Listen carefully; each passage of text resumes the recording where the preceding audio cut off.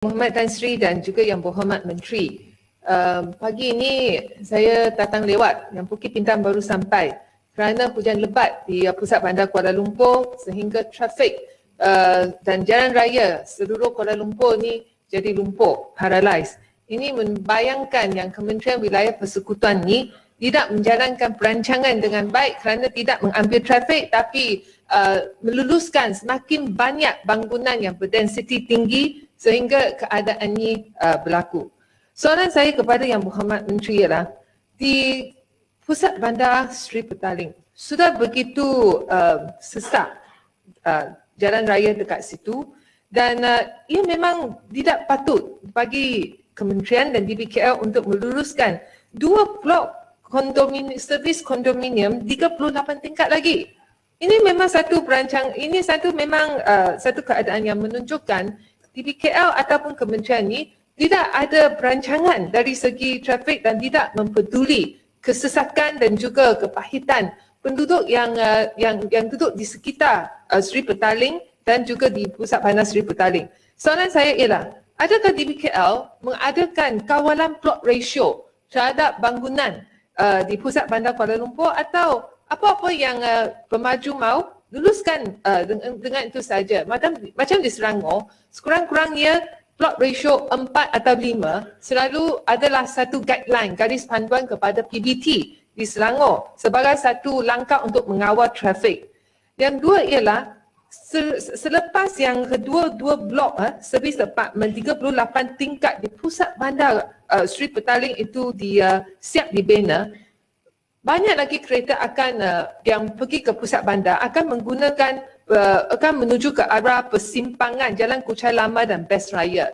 Dan saya pernah membentangkan satu laporan trafik kepada pihak TBKL dan juga kementerian, di mana satu cadangan terowong ataupun underpass diadakan di persimpangan itu sebagai langkah untuk meredakan trafik di situ. Bolehkah yang pihak kementerian mengkaji semula tentang cadangan ini supaya ia diluluskan dan dibina oleh pihak kerajaan sebagai satu langkah untuk meredakan keadaan trafik di Kuchai Entrepreneurs Park dan juga Sri Petaling.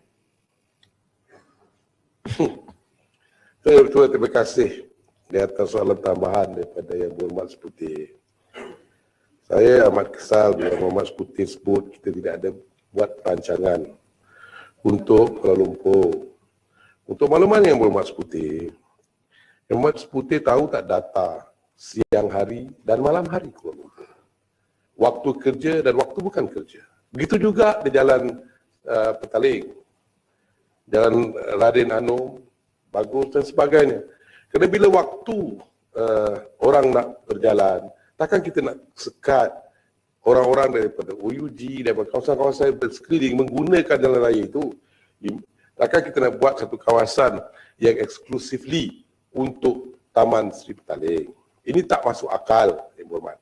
Saya sedar bahawa Yang Berhormat barangkali marah oleh kerana kita nak bangunkan satu kawasan di mana kita fikir bersesuaian untuk ditingkatkan jumlah penduduk dalam kawasan Yang Berhormat. Kita juga sedang merancang untuk memberi kawasan itu sebagai satu kawasan yang mempunyai keselesaan yang baik.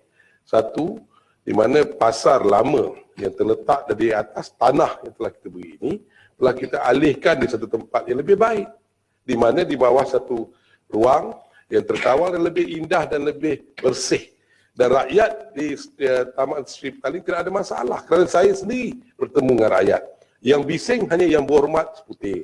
Saya juga telah maklumkan kepada semua penduduk-penduduk di Seputi, mulai daripada tarikh Yang Berhormat buat bising, siapa-siapa nak buat pembangunan di Seputi, tanya Yang Berhormat Seputi itu. Dapat surat kelulusan.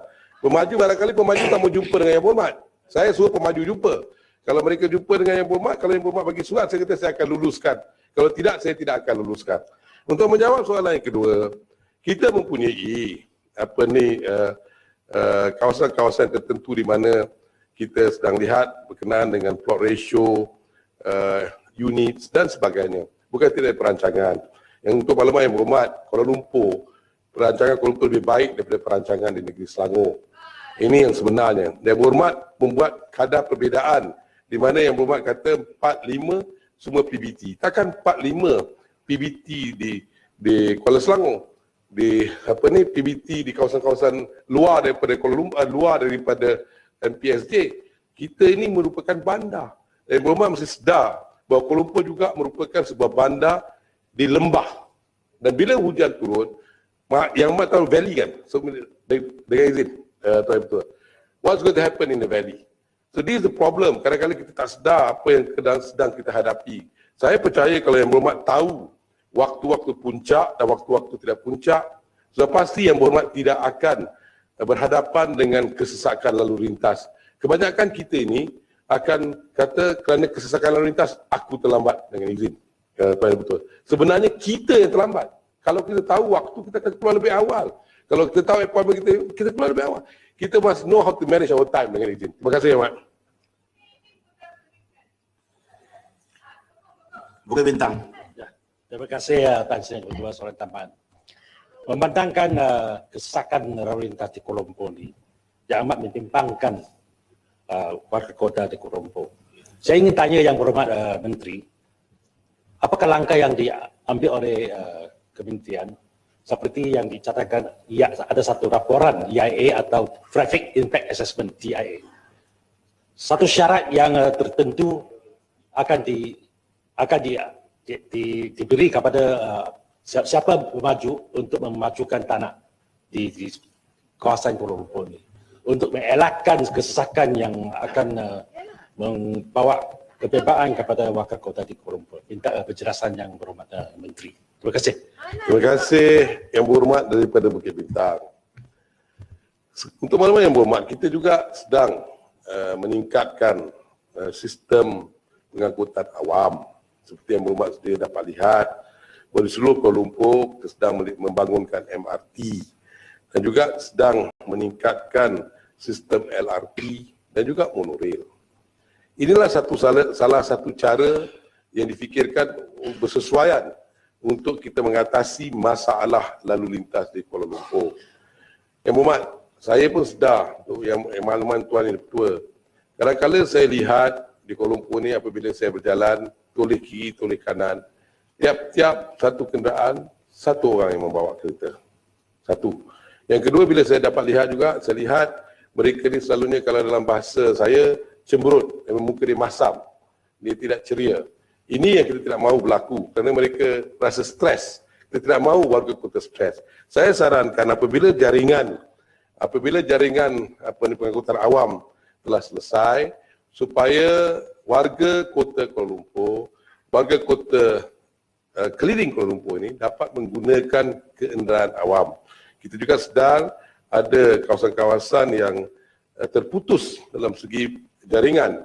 Dan ini juga sedang kita teliti dan cuba nak mengatasi dengan barangkali sistem tram ataupun dengan membanyakkan lagi sistem